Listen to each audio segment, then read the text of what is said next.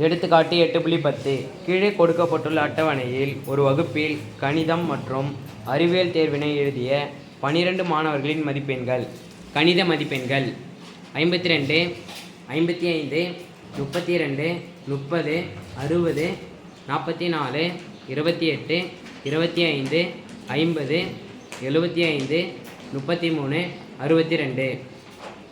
அறிவியல் மதிப்பெண் 54, 42, 48, 49, 27, 25, 24, 19, 28, 58, 42, 69.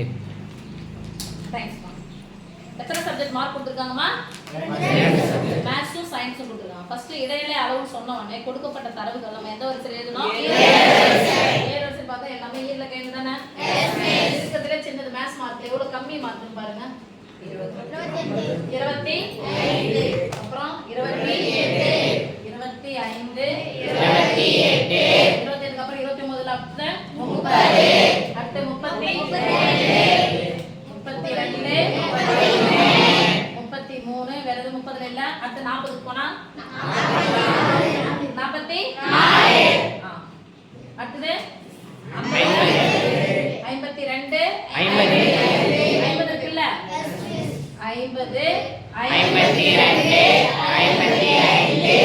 55 போயாச்சு. அப்புறம் 60, 62, 75 ஓவரா? அடுத்தது சயின்ஸ் இருக்கு ரொம்ப கம்மி மார்க் 19 வரிசை. அப்புறம் 20ல என்ன இருக்குன்னு பாருங்க. 24க்கு அப்புறமா 25க்கு அப்புறமா 27க்கு அப்புறமா 28, 30 என்ன இருக்குன்னு பாருங்க. அடுத்தது 42, 42 அப்புறம் 48, 48,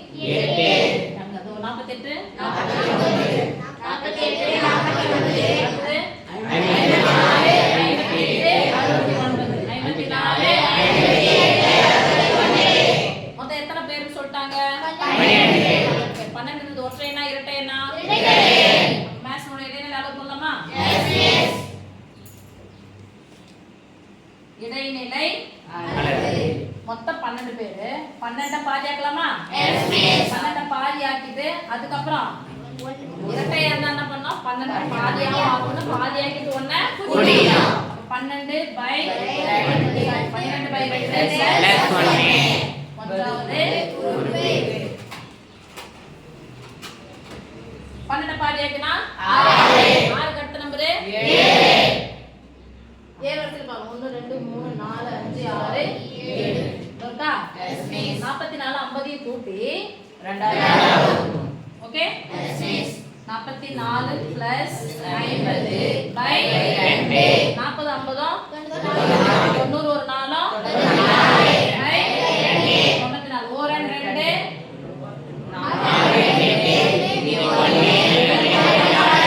இடைநிலை அளவுனா சாமி 47. அடுத்து சயின்ஸ் போலாமா? இடைநிலை அளவு மொத்தம் எத்தனை? 12. அதேதானே வரும். 12 by 2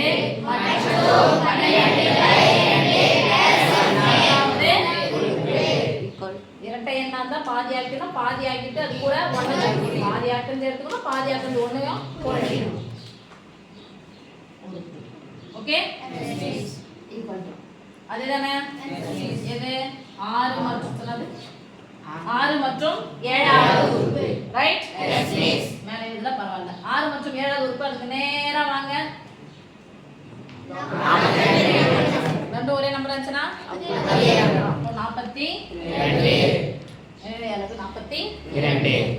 42